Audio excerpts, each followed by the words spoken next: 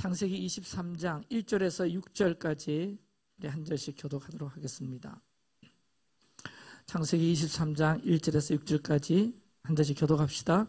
사라가 127세를 살았으니 이것이 곧 사라가 누린 햇수라. 사라가 가나안 땅 헤브론 곧 기럇 아르바에서 죽음에 아브라함이 들어가서 사라를 위하여 슬퍼하며 애통하다가 그 시신 앞에서 일어나 나가서 헷 족속에게 말하여 이르되 나는 당신들 중에 나그네요 거류하는 자이니 당신들 중에서 내가 마장할 소유지를 주어 내가 나의 죽은 자를 내 앞에서 내어다가 헷 족속이 아브라함에게 대답하여 이르되 내 주여 들으소서 당신은 우리 가운데 있는 하나님이 세우신 지도자이시니 우리 묘실 중에서 좋은 것을 택하여 당신의 죽은 자를 장사하소서. 우리 중에서 자기 묘실에 당신의 죽은 자 장사함을 금할 자가 없으리이다. 아멘. 아멘. 한번 따라합시다. 하에이 사라. 이 하에이 사라를 직역하면 사라의 생명들, 사라의 생명들 이런 뜻인데 이 하에이 사라 이 복수형으로 쓰여졌어요. 복수형. 생명은 하나인데 복수형으로 쓰여졌다. 이건 사라의 삶이 단 한 생애로 끝나지 않고 세대와 세대를 잇는 생명적 흐름을 보여주고 있고요. 사라는 단지 아브라함의 아내가 아니라 믿음으로 새로운 세대, 새로운 신부의 세대를 낳는 그런 어머니였다. 이것이 사라의, 그러니까 하의 사라의 줄거리가 되겠습니다. 여러분, 사라가 몇 살까지 살았나요? 127세를 살았으니 그랬거든요.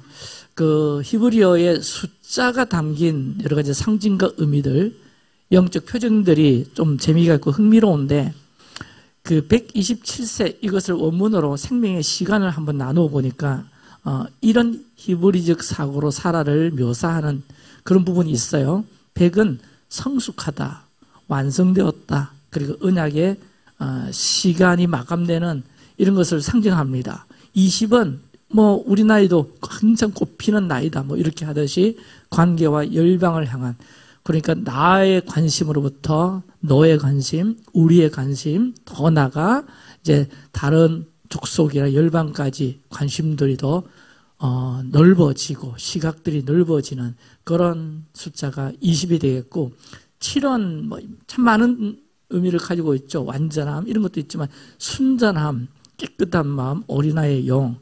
그래서 사라의 127세를 평생 순전함과 향기를 가졌고 성숙의 과정을 온전히 지닌 사람으로 묘사되고 있는 것이 히브리적 나이로 푸는 이제 사라의 삶이 되겠습니다.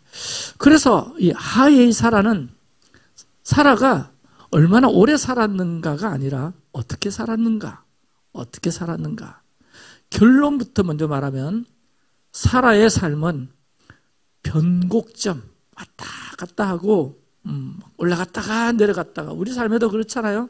상승이 있다가 또 하강이 있다가 이런 시간들, 또 오랜 기다림의 시간이 있었지만 그 전체가 하나님 안에서 하나의 선으로 쫙 묶여서 이게 끊어지지 아니하고 하나님의 구속사를 이루는 선으로 쫙 연결되면서 하의 사라는 하나님 안에서 완성된 온전한 생애가 풀어지더라, 이런 뜻입니다. 이걸 나의 삶과 좀 연결해 보면 제가 이런 해석이 나오더라고요. 내가 주님 앞에서 내 삶의 일부만, 그러니까 청년 때 막 열심히 했던 거, 그 다음에 막 목회할 때 열심히 하고 주님 앞에 헌신했던 이것만이 아니라 내 삶 전체가 어떤 때는 좀 무기력해질 때가 있고, 어떤 때는 내 존재가 남에게도 좀 잊혀지면 좋겠다, 뭐 그런 어떤 자기감이 너무 많이 드는 그런 어떤 시간들, 그런 생애가 있지만 우리 삶 전체가 올라가든 내려가든 상승하든 경선도 말로 꼬라박든 주님 안에서 의미를 갖는 것이 중요하고, 내 삶의 시간들이 흩어진 조각으로 그냥 이렇게 박살나는 것이 아니라 그것이 하나님의 신실하신, 합력하여 선을 이루시는 하나님의 그 선하심으로 하나 되고 하나의 그림이 되고 퍼즐이 완성되는 그런 삶이 되기를 소망해 봅니다.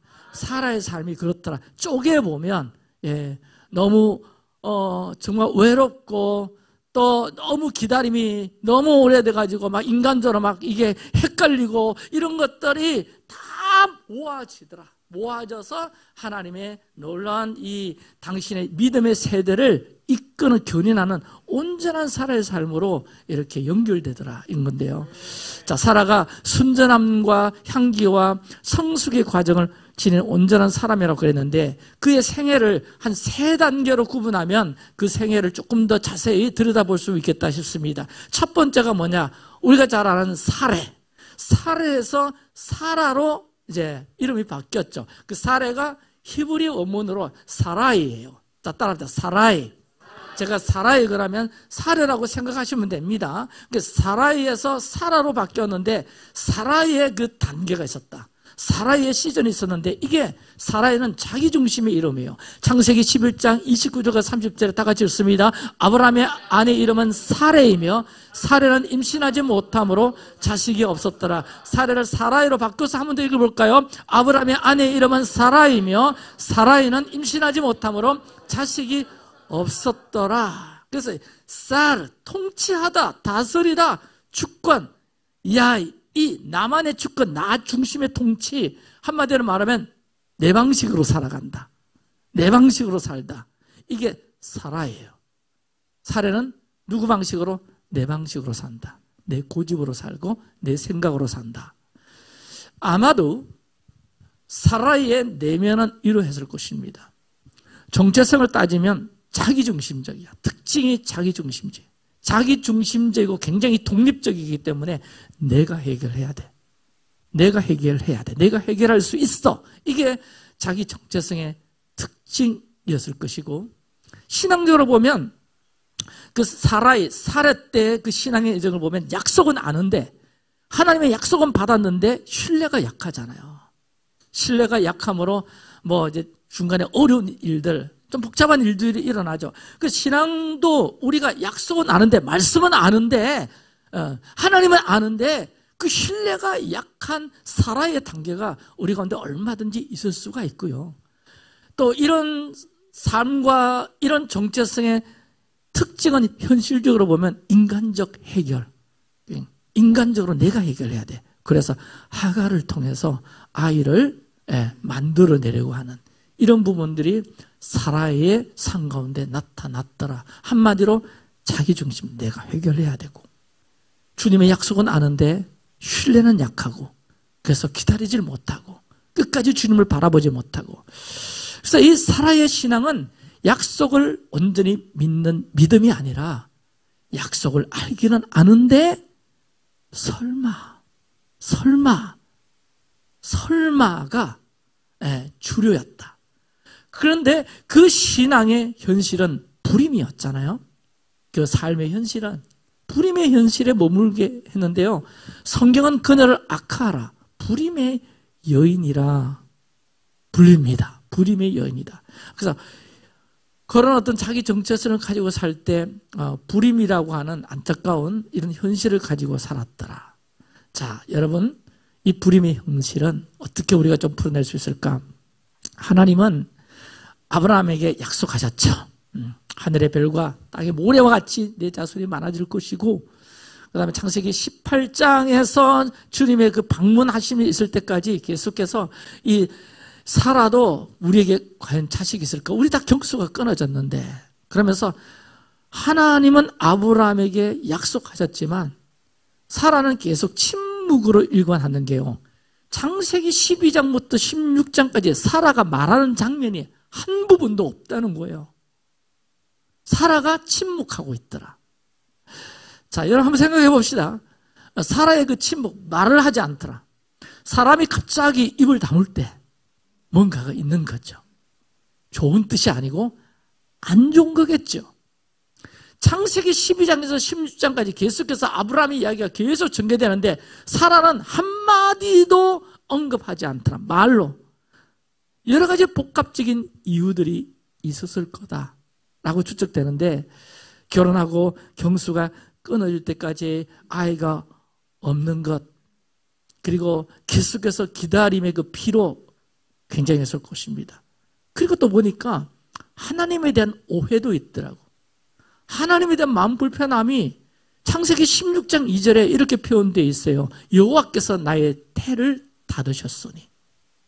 이게 하나님에 대한 오해죠. 불신이죠. 하나님이 내 출산을 허락치 아니하더라. 하나님이 허락하시면 출산할 수 있는데 하나님이 나의 태를 닫으셨다. 이렇게 하나님에 대한 오해와 굉장한 불편함이 있기 때문에 아브라함 보고 여보 안 되겠어 여종에게로 들어가라고 그러잖아요. 이 사라에게 있어서 하나님은 약속은 말하지만 하나님은 실제로 막으시는 분이구나. 하나님이 태를 막으셨는데 실제로 막으시는 분이구나. 이 왜곡된 하나님의 이미지를 가지고 있더라는 거죠. 그래서 사라는 하갈을 통한 인간적인 방법을 선택합니다. 일종의 그 창세기 18장의 새 천사의 방문을 통해서 내년 이맘때에 이제 자식이 있을 거다. 그때 사라가 쏙으로 비웃은 거 아시죠? 맞죠? 좀 아멘 좀 해봐. 틀려도 오늘 괜찮다니까. 그래서 여러분 사라 하면 요것만 생각해. 쏙으로 비웃는 여자.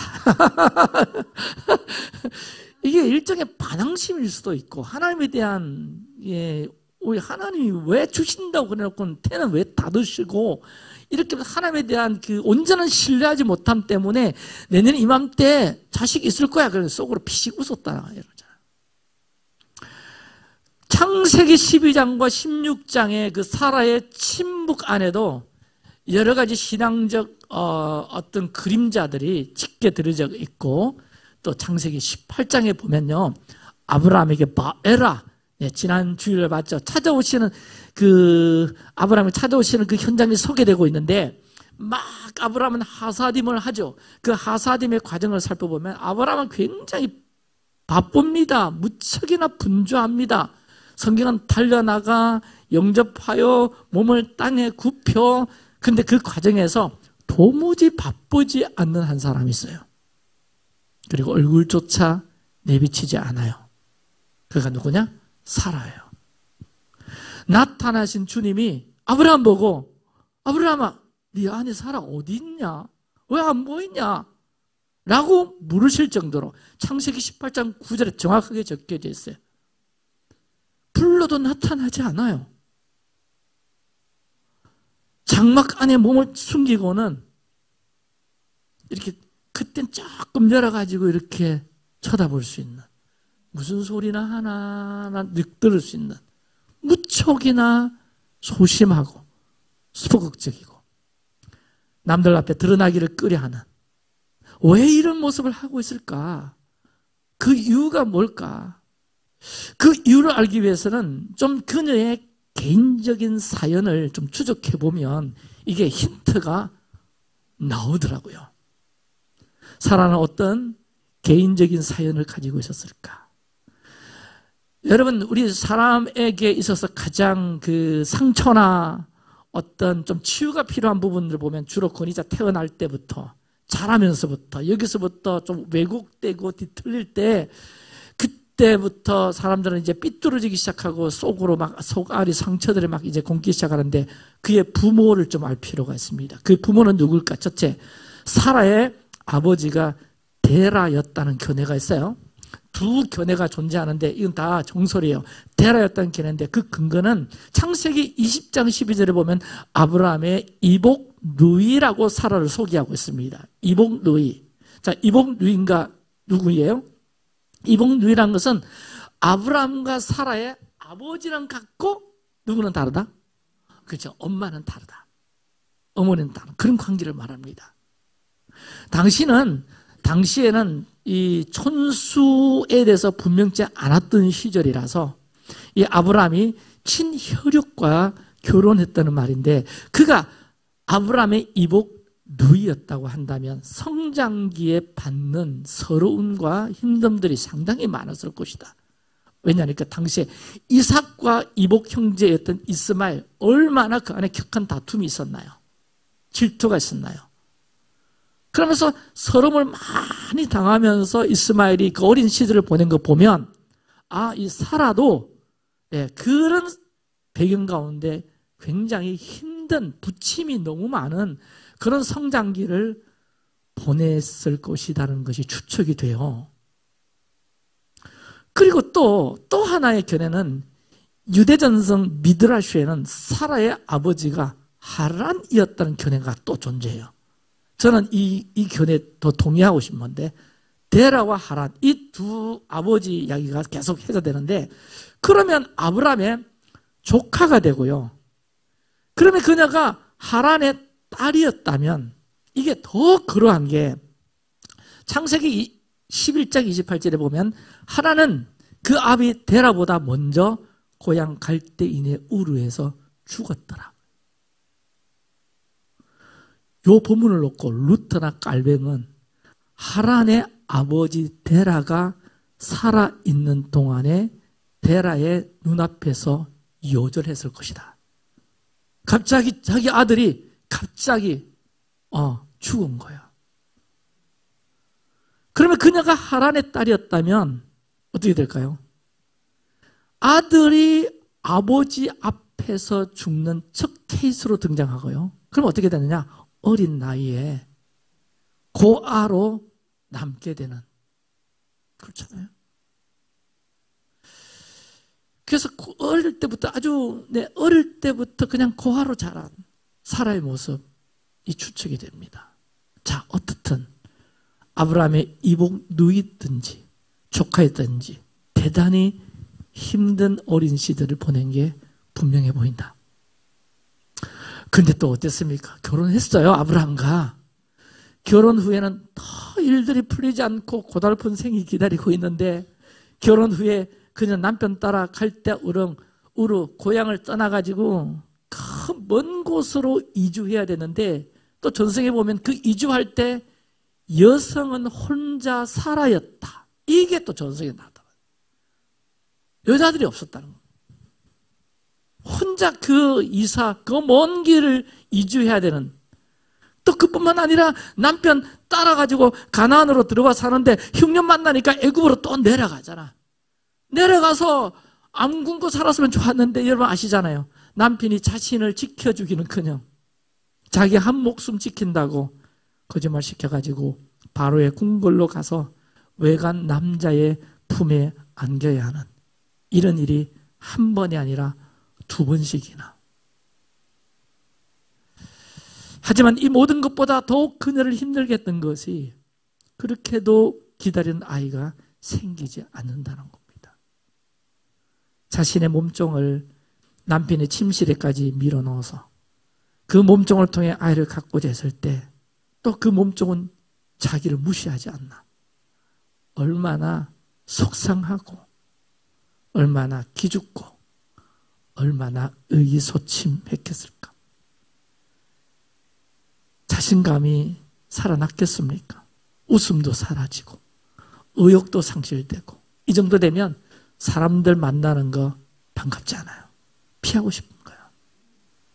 그래서 사람들을 피하면서 자신도 모르게 뒤로 물러가서 숨게 되는. 그러다 보니까 자기도 모르게 소심한 사람으로 바뀌어본 하하하라고 밝게 웃어본 기억이 아득한. 그래서 속으로 피식 웃잖아요. 창세기 18장 12절에 사라가 속으로 웃고 저 짧은 문단 안에 사라의 내면을 그의 삶의 이력과 함께 들여다보면 웃음을 잃고 살은 참으로 비련한 여성이었다.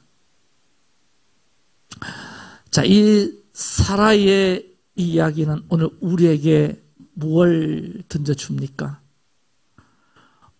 사라에서 살에서 사라로 변경되는데 사라는 내가 주인이었어. 내가 해결해. 그럴 수밖에 없는 것이 고아로 혼자 살다 보면 독립성은 자연스럽게 생길 수밖에 없습니다.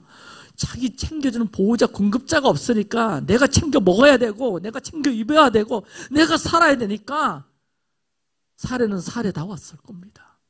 그런데 내가 주인이었던 그 자리에서 사라로 하나님이 주인 되는 자리로 옮겨지는 여정이 사라에서 사라의 여정이고, 이 여정은 우리 삶에 반드시 필수적인, 아멘, 예, 영역이고, 그 다음에 이 기다림, 약속은 하셨는데 한도 끝도 없이 기다리게 하셔. 기다림이 너무 길어져가지고 내 식으로 돌파하려고 하는 내 방식에서 사라에서 사라로 가는 여정은 기다림의 은혜를 배워야 되고, 기다림을 레슨해야 되고, 여러분, 우리가 믿음으로 살아가려면 이 조급함과 늘 싸워야 된다는 거, 이거 기질과 상관없습니다. 저도 살다 보면 이 결론 나는 게 언제나 조급해질수록 악수를 두더라. 이게 제 삶에 나타나는 답입니다. 조급해지면 질수록 자꾸 악수를 두는 거예요, 내가. 여러분, 때를 기다리는 것이 믿음의 삶에서 아주 중요합니다. 물론 기다리는 동안 힘들죠. 그래도 힘들어도 기다려야 됩니다. 저는 믿음이 좋다, 이거는 기다리기를 잘하는 사람이다. 지방식으로 해결하려 하지 않고 지식으로 막 때를 막 흔들면서 이건 이때 안 하면 안 돼, 이게 아니라 믿음이 좋다는 것은 하나님의 때가 있다. 그 때를 기다릴 거야. 여러분, 임신했다고 해서 금방 아기가 나오지 않잖아요. 기다림이 믿음입니다. 따라서 기다림이 믿음이다. 그래서 해결되지 않는 현실 앞에서 절망하지 말고, 하나님은 이 기다림의 자리에서 우리 존재를 새롭게 하신다는 것을 믿으시고, 내 출생과 가정과 내 과거의 상처들 속에서도 하나님은 단 한 번도 나를 잊으신 적이 없으시고, 한 번도 나를 버리지 않으셨음을 기억해야 되고, 내가 감추고 싶었던 스토리들이 있어요. 근데 그 스토리가, 감추고 싶은 그 스토리가 여러분 주님의 은혜의 증거가 되길 축복합니다. 상처가 생명의 통로가 될 것이고, 부끄러움이 하나님을 드러내는 자리가 되게 하시는 나의 사랑하는 주님을 더욱 신뢰하며 나아가야 될 줄 믿습니다. 우리 삶의 이 여정 가운데 우리도 사라이에서 사라로 바뀌어줘야 되거든요. 아멘. 그리고는 두 번째 사라로 넘어가는데, 자, 이 속으로 피식 웃고, 이게 탄식, 허탈, 자괴감의 표현이기도 하지만, 여러 성경학자들은 굳이 이 웃음을 표현한다면 불신앙의 웃음이다라고 다들 해석들을 많이 해요. 자, 이런 사라이를 하나님이 치료하시기를 시작합니다. 하나님께 붙잡힌 자, 하나님의 뜻을 이룬 자는 하나님이 반드시 치료하십니다. 믿습니까? 중요한 것은 뭘 치료하느냐? 자, 우리가 생각할 때는 그녀의 연약함, 특히 그 연약함 중에 최고는 불임이죠. 아이를 못 낳는 거. 이걸 치료하시는가? 아닙니다. 그게 아니고 창세기 18장 13절을 다 같이 읽습니다. 시작. 여호와께서 아브라함에게 이르시되 사라가 왜 웃으며 이러기를 내가 늙었거늘 어떻게 아들을 낳으려 하느냐. 창세기 18장 15절도 같이 봐야 돼요. 시작. 사라가 두려워서 부인하여 이르되 내가 웃지 아니하였나이다. 이러시되 아니라 네가 웃었느니라. 자, 여기서 하나님은 사라의 웃음을 놓고 예리한 칼을 들이대십니다. 사라의 환부는 무엇이었습니까? 불임이었어요. 하지만 하나님은 불임이 아닌 웃음에 메스를 가하십니다. 웃지 못하는 마음, 웃음을 제대로 표현하지 못하는 그 속 심령에 메스를 들이댑니다. 하지만 사라는 나 혼자 아니에요. 막 그렇게 우기죠. 나 잘 웃고 있는데요. 그런 게 있잖아요. 집사님 얼굴이 좀 그래. 나 얼굴 밝은데요. 뭐 이런 게 있잖아. 나 괜찮은데요. 하나님 그게 아니야 너. 그러면서 그녀의 웃음을 치료하시기 시작하는데 그러자 드디어 사라가 제대로 웃기 시작합니다. 창세기 21장 6절과 7절을 볼까요? 사라가 이르되 하나님이 나를 웃게 하시니 듣는 자가 다 나와 함께 웃으리로다. 내가 아들을 낳았도다. 자, 여기에 이제 진짜 웃음이 나오는 거야. 이게 창세기 18장의 웃음과는 근본적으로 색깔이 다르고요. 그야말로 하하하하 이게 아니고 더 밝아야 되겠죠. 후후후 이것도 아니고 호호호도 아니고 호호호도 아니고. 자, 여러분이 한번 시작. 호탕한 웃음. 호탕.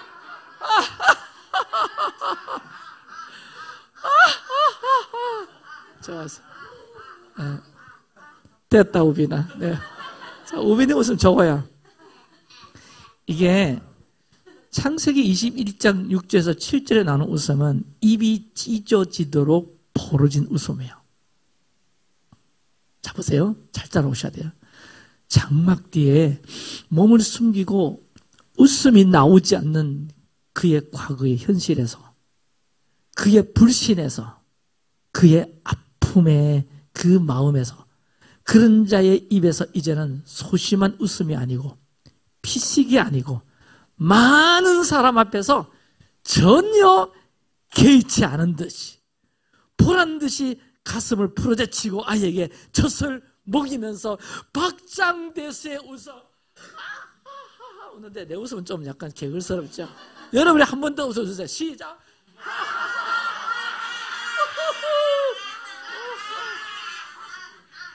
예, 이런 웃음으로 바뀌었다는 거예요. 자, 여러분 믿으시기 바랍니다. 우리의 웃음을 바꾸시는 하나님의 은혜가 있습니다. 하나님은 우리의 웃음조차도 은혜로 바꾸세요. 물론 하나님께서 그녀에게 잉태케 하셔서 태를 여심으로 하나님은 사라를 방문하셨고 잊힌 것 같은 약속이 기억되고 하나님의 마예라 방문하실 때 생명이 일어났어요. 여러분, 하나님이 약속을 기억하시고 방문하실 때 우리의 메마른 영역에서 생명의 이삭이 태어납니다. 할렐루야. 사라도 그 은혜의 수혜자인데 그래서 웃음이 바뀐 것 맞아요. 바뀌어야죠. 그런데 조금만 더 다른 각도에서 조명해 본다면 창세기 21장 6절을 다시 띄워드릴게요. 여러분 다시 한번 읽어주세요. 시작.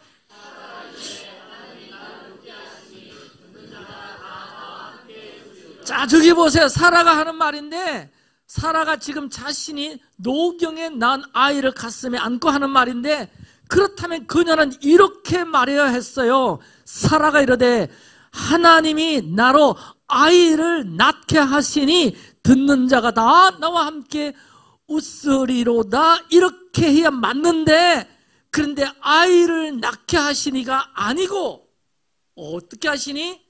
나를 뭐 하시니? 웃게 하시니. 따라합시다. 웃게 하시니. 웃게 하시니. 왜 이렇게 말했을까? 여기 깊은 뜻이 있는 것 같아요. 우리 하나님은 사라의 불임을 치료하시기 전에 그녀의 웃음을 먼저 치료하셨다. 이 말은 그녀의 속사람을, 한마디로 내적 치유를 먼저 하셨다는 겁니다. 아멘. 씻어낼 건 씻어내고 뽑아낼 건 뽑아내시고 치울 것은 치우시고, 아멘. 비웃음, 허탈한 웃음, 속으로만 웃는 웃음, 다른 말로 불신앙의 웃음을 치료하시고, 그러자 그녀의 잉태치 못하는 육신의 부분까지 치료가 되는 이 은혜. 아멘입니까? 아멘이세요?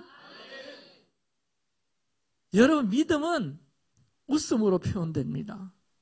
믿는 사람은 웃어요. 그 얼굴에 나타납니다. 어떤 상황 속에서도 나타나죠. 자, 스데반 집사 보세요. 날아오는 돌덩어리 앞에서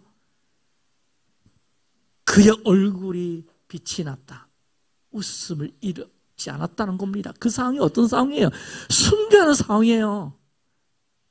예수님은 변화산 위에서 십자가를 앞에 놓고 계셨으나 그 얼굴이 해같이 빛나며 환한 웃음이죠. 십자가를 앞에 놓고 어떻게 그렇게 환한 얼굴로 계실 수 있냐? 그게 믿음 아닙니까? 그게 신뢰가 아닙니까? 그게 속 사람이 변화된. 아멘. 아멘.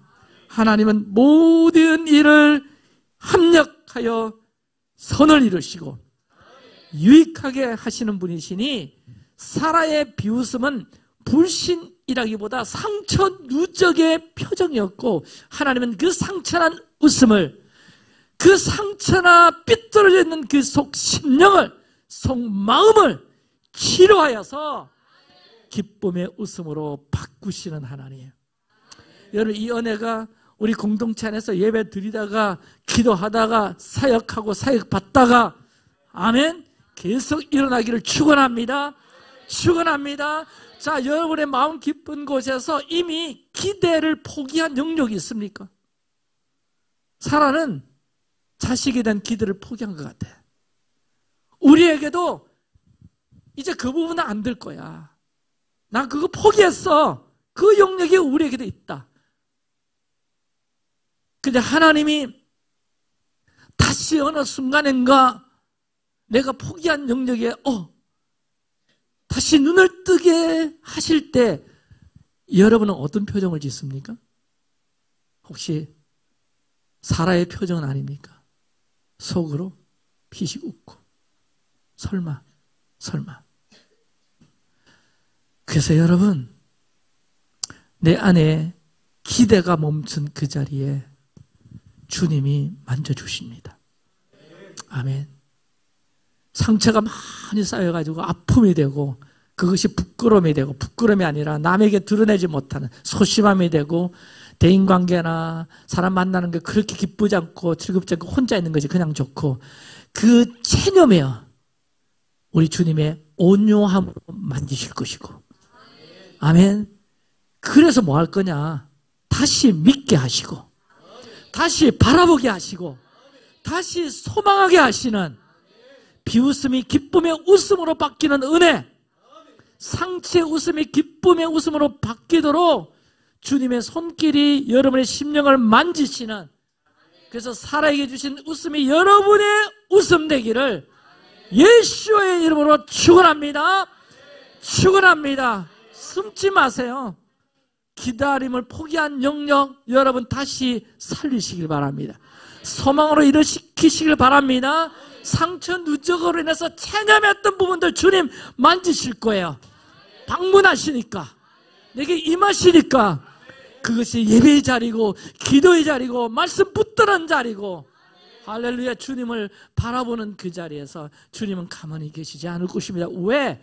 사라는 그 속에 대를 반드시 이어가야 되니까 언약의 대를 반드시 이어가야 되니까 신부를 데려오게 해야 되니까 신부를 여러분 뭡니까? 나타나게 해야 되잖아. 우리가 지금 그런 존재잖아요. 믿습니까? 하나님 반드시 개입하십니다. 반드시. 그리고 이제 3단계 또 장면이 하나 바뀌어요. 어떤 장면일까? 여러분 읽어보세요. 시작. 그 뒤에 세 가지 표징.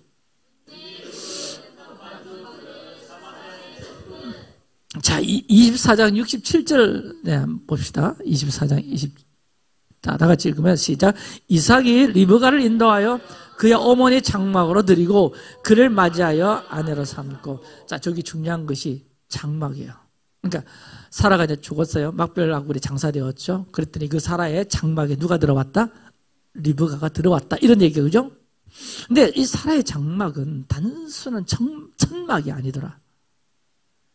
그것은 사라가 하나님을 예배하고 웃고 기다리고 눈물 흘리며 그렇게 나갔던 자리인데 유대 전성 이 희년서에 보면 사라의 장막에는 세 가지 표징이 있었다.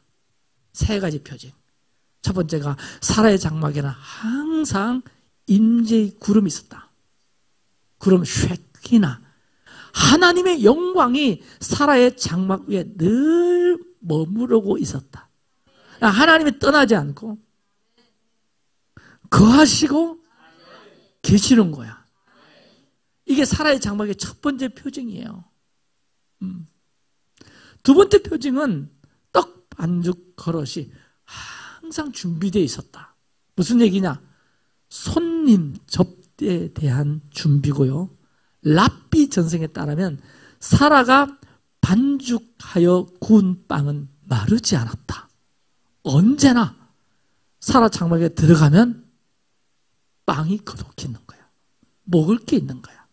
대접할 게 있는 거야. 손님 맞을 준비가 언제나 돼 있는 거야. 그만큼 필요한 만큼 계속 공급되는 은혜가 있었다는 사인이고요. 또 이 손님 맞이 때문에 장막의 휘장이 한 번도 닫혀져 있지 않더라. 늘 손님들이 북적였다. 누구의 장막에? 사라의 장막에는. 세 번째는 안식일에 촛불이 꺼지지 않았다. 샤밧에 등불이 꺼지지 않았다는 겁니다. 랍비 전성 베레시트 라바에 의하면 그 전체 문장을 한번 따와봤습니다. 한번 같이 읽어볼까요? 시작. 사라가 있을 동안 샤밧을 위해 켜둔 촛불이 금요일 저녁부터 다음 금요일 저녁까지 꺼지지 않았다. 사라가 죽자 촛불은 사라졌고 리브가가 장막에 들어오자 다시 촛불이 꺼지지 않았다라고 했어요. 와, 여러분 촛불은 하나님 임재의 표적이었고요. 사라의 죽음은 임재의 떠남이고 리브가가 돌아오는 것은 다시 그 임재가 회복되는 거죠. 그래서 히브리적 관점으로 보면 좀 더 확대 해석해 보면 촛불은 단순한 조명이 아니라 영, 생명, 호흡, 기도의 숨. 예. 촛불이 할랑할랑하잖아요. 영, 생명, 호흡, 기도의 숨을 상징하므로 이렇게 정리될 수가 있습니다. 촛불이 꺼지지 않는 것은 영혼이 계속 깨어 있었다. 살아 있었다. 촛불이 머문다. 하나님의 호흡이 계속 흐르고 있다. 믿음의 공기가 느껴지더라. 그 집에 들어가니까 뭐가 공기가 달라. 은혜가 느껴지고 믿음의 공기가 느껴지고. 할렐루야. 여러분 욕심나지 않습니까? 욕심나지 않습니까? 그래서 사라의 노년의 삶은 한마디로 인재의 장막이구나. 그러므로 사라는 건물을 남기지 않았어요. 사라는 어떤 분위기예요? 장막의 분위기. 그 분위기는 세대를 바꾸는데 결정적인 장면이 어떤 거냐면 리브가가 사라의 장막으로 들어왔을 때 67절에 이삭이 어머니 사라의 장막으로 리브가를 인도하고 히브리전도 말합니다. 리브가가 장막에 들어오는 순간 사라졌던 새 표적이 다시 돌아왔다. 구름이 다시 장막 위에 머물렀고 등불은 다시 꺼지지 않았으며 빵에 복이 다시 임하기 시작했다. 아, 그렇구나. 사라는 단순히 한 아내에 머물지 않았구나. 임재의 계승자였고 그 임재 분위기를 다음 세대에게 고스란히 전달하는 자였고 통로였고. 그러고 보니까 여러분 이리 보세요. 임재의 흐름은 장소가 아니더라.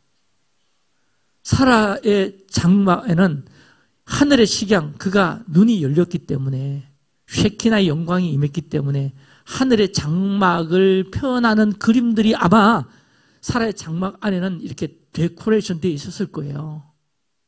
근데 그렇게 데코레이션 되어 있고 떡반죽 그릇이 언제나 놓여 있고 사라가 누웠던 침대, 이불 다 있지만 사라가 죽으니까 임재는 사라졌고, 이게 임재의 흐름은 장소가 아니다. 이게 뭐 악기 잘 세팅해 놓고 뭐 교회 본당 잘 만들어 놓고 뭐 이게 뭐 음량 좋게 만들고 조명 잘 만들고 이게 임재 흐름이 있게 하는 것이 아니더라. 아멘? 누굽니까? 사람입니다. 사람이에요. 하나님은 장소보다 사람에게 임재를 위탁하시는구나. 아멘.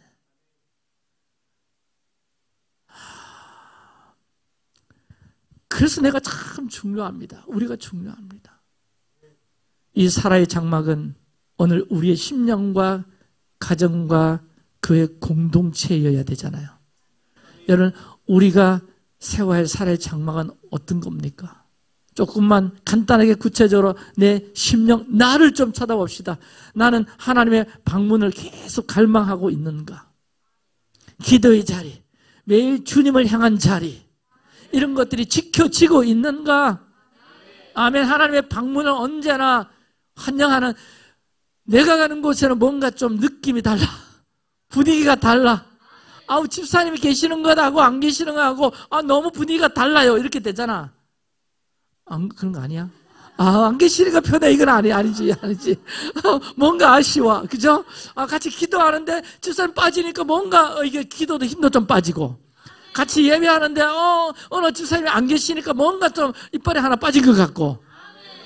아멘? 야, 우리 목사님 안 계시니까 너무 좋다. 야, 이게 아니라 목사님 안 계시니까 뭔가 뭔가 좀 이상해요. 뭔가 이상해. 그죠? 예. 이게 뭡니까? 우리가 지금 장막을 만들어가는 거야. 내 심령이 장막. 하나님 임재의 공기를 바꾸는. 아멘. 그리고 여러분 가정에 안식과 믿음의 분위기가 살아있도록 하십시오. 함께 토라 읽으세요. 같이 기도하세요. 같이 예배하시기 바랍니다. 그것이 살아의 장막이야. 여러분, 우리 공동체는 우리 모임 위에 쉐키나가 거하게 하는 것. 함께 기도해야 돼. 함께 사랑의 질서를 지키고, 함께 샤우팅하고. 오늘 우리 봤죠? 우리 다음 세대 계속 뒤처지면 안 돼. 어른 세대를 막 손들고 하는 다음 세대 일이 있으면 안 돼. 같이 소리 내고. 이게 나중에는 다음 세대에도 이게 막 세기 때문에 더 앞으로 튀어나와야 돼. 아멘. 이게 우리 공동체 쉐키나의 영광, 살아의 장막의 분위기다. 임재는 우연히 머무는 곳이 아니라 머무를 자리를 준비하는 자들에게 찾아오시고, 사라의 장막 위에 머물렀던 쉐키나의 구름이, 제가 선포할게요. 우리 집과 교회와 기도의 집 위에 머물지어다. 등불은 끄지지 않을지며 기도는 멈추지 않을지어다. 사랑은 식지 않을 것이며 임재는 세대로 이어질 것을 선포합니다. 아멘. 자, 돌아보신 하의 사라는 사라의 삶이라는 제목을 가지고 있지만, 여러분 보시다시피 사라의 죽음으로 시작되잖아요. 이 이야기는 뭡니까? 토라는 죽음에서 멈추지 않는다. 사라의 죽음을 넘어서 언약을 잇는 새로운 신부 리브가를 세우는 이야기로 흘러가는데, 하나님의 언약은 죽음에서 멈추지 않는 거고 세대로 계속 이어지고, 장막도 이어지고, 신부는 준비되어지고. 그래서 교회 사명이 뭐냐? 현 세대 우리 때 잘 믿고 잘 살고 끝내는 것이 아니라 다음 세대를 신부로 길러내는 것, 리브가를 맞이하는 것, 리브가를 나의 장막 안으로 들어오게 하는 것, 같은 임재를 같이 느끼게 하는 것. 할렐루야. 이것이 우리 사명 아닙니까? 그러면 오늘 말씀 마무리하면서 그 신부는 어디서 준비되나요? 자, 신부는 우물 곁에서 준비되더라는 거예요. 이게 참 너무너무 귀합니다. 창세기 24장에 아브라함의 종 엘리에셀이 이삭의 아내를 찾는 자리가, 발견하는 자리가 어디였습니까? 우물. 그렇죠. 거기서 리브가는 물을 기꺼이 나눠주는 핫사딤, 아마 엘리아자는 기대했을 거예요. 핫사딤의 은혜를 가진 자, 그 자가 있으면 주님이 예비하신 신부임을 제가 한번 찍어보겠습니다. 이렇게 기대했는데 몰라.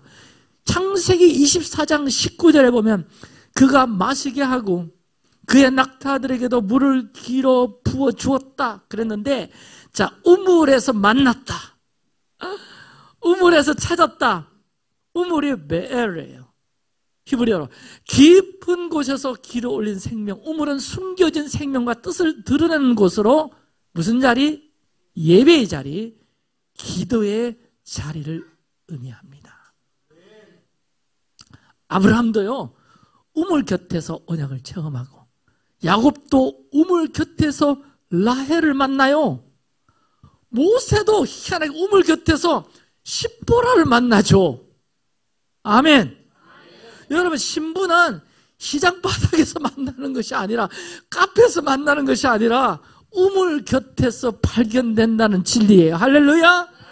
어떤 자리입니까? 아까 우물은 예배하고 기도하는, 신부는 예배하고 기도하는 자리에서 준비된다. 할렐루야. 이것이 리브가의 삶이에요. 그럼 신랑인 이삭은 어땠나요? 창세기 24장 63절에 보니까, 여러분 읽어주세요. 이삭이 저물 때에 들에 나가 묵상하다가, 들에 나가, 자, 묵상, 이게 라수아란 단어인데, 하나님과 친밀한 대화가 흐르는 상태를 라수아라 그래요.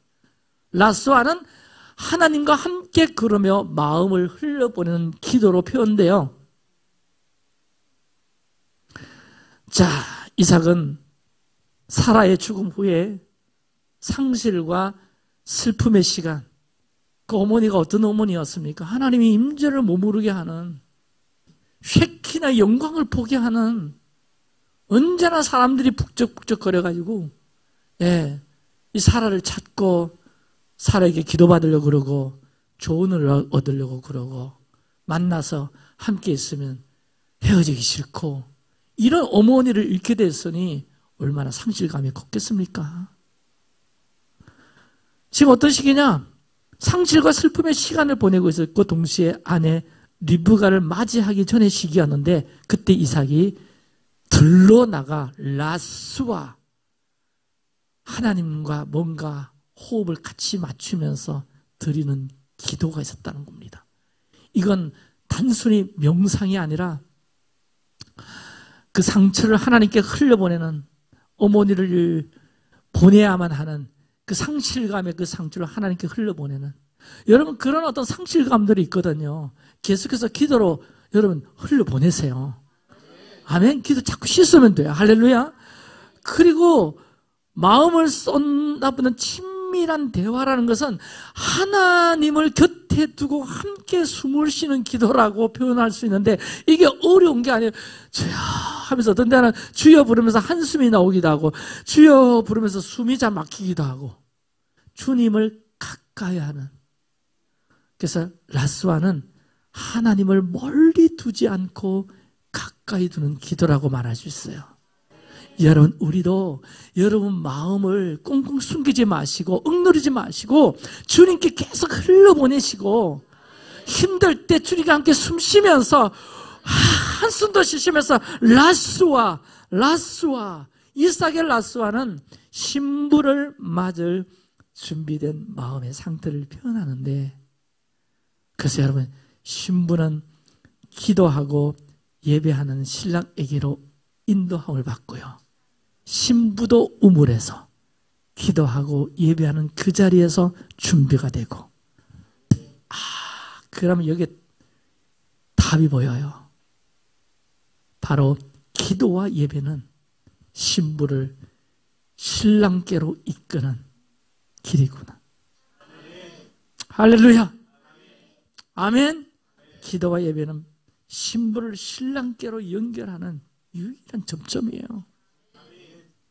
우리가 주님을 맞이하는 신부 세대로 일어서기 위하여 우리 다음 세대가 그 세대가 되기 위해서 반드시 기도와 예배, 아멘, 이걸로 준비해야 됩니다.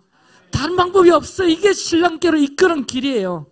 우리는 이런 신부로 준비돼야 되고, 이런 신부로 우리 다음 세대들을 준비시켜야 되고, 그렇다면 여러분의 우물이 살아있나요? 아멘 하세요. 기도가 살아있나요? 예배가 살아있나요? 근데 지난 금요일에 보니까 다 죽었던데, 그래서 내 뿔 따고 났잖아요. 안 보이니까 뭐 알아야지. 스트리밍 중단하고 그랬어요. 제가 지난 주중에 하울람 갔잖아요, 목사님하고. 제일 충격받은 게, 뭐 잘 아시겠지만 하울람 아이들, 이 영이 달라요. 광신도들이더라. 광신도. 그렇구나. 아이들은 저렇게 광신도를 기려야 되겠구나. 그 예배 한 장은 45초 잠깐 찍었는데 한번 보세요.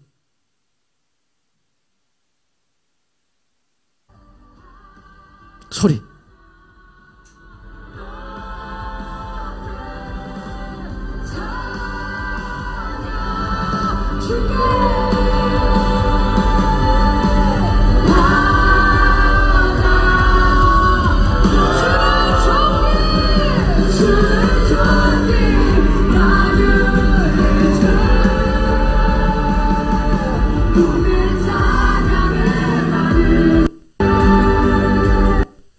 아니야, 앞부분 좀 다시.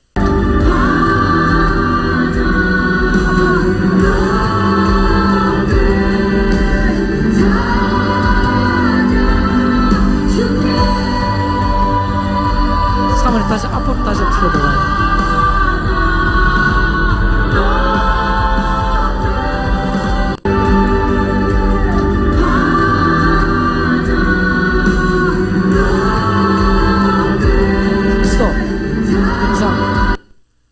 제가 그 앞에 무릎 꿇고 하는 저 아이들이 기도 시험을 하는 것이 아니라 예배를 앞에 찬양을 1시간 하거든요. 기도하고.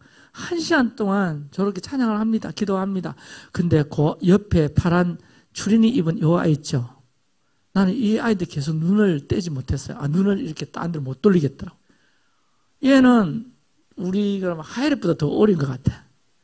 예배 시간 내내 저기 서가지고 섰다가 무릎 꿇었다가 섰다가 무릎 꿇었다가 1시간 동안 한 걸음도 옆으로 옮기지 않아요.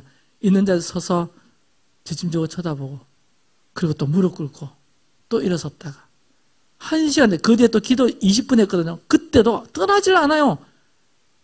안 들어가니까 선생님이 데리고 가더라고. 저는 계속 아이들의 예배하면서 저런 모습을 계속 제가 눈시울이 적셔지더라고. 진짜 광신도에 우리 아이들 저렇게 기르고 싶은 마음이 막 엄청 나는 거.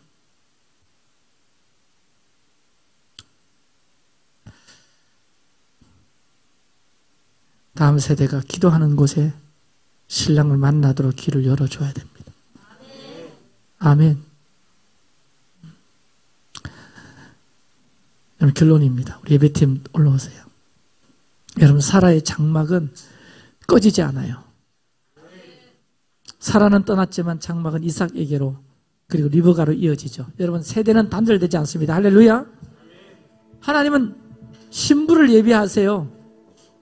우리가 해야 할 일은 따라합시다. 우물을 따라해요. 우물을 지키는 자. 아멘.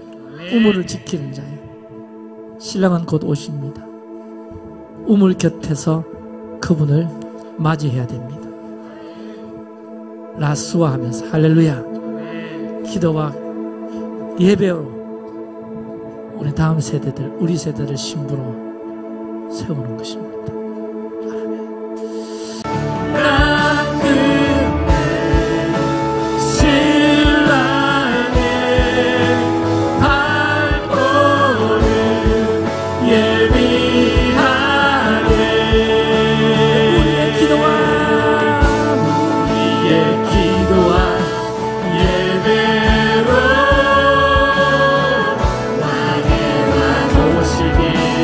준비해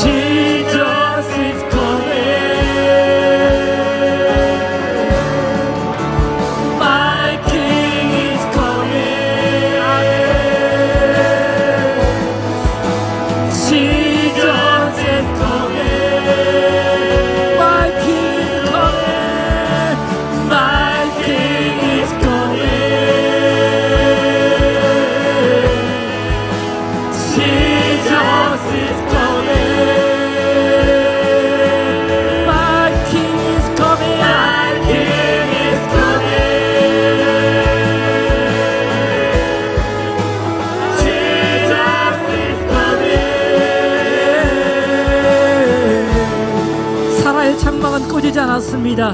우리는 리브가로 부름을 받았고 신랑은 곧 오십니다. 우물 곁에서 그분을 맞이해야 되지 않겠습니까? 주님, 우리가 세대의 단둘이 아니라 세대의 개성을 보게 하여 주십시오. 기도의 자리, 예배의 자리, 우물을 다시 세우는 교회 되게 하시고, 기도의 자리, 예배의 자리를 다시 세우게 하여 주옵소서. 우물 곁에서 맞이해야 됩니다. 우물을 지켜야 합니다. 기도의 자리, 예배의 자리가 다시 세워지게 하여 주옵소서라고 우리 한번 주여 외치며 기도합니다. 주여.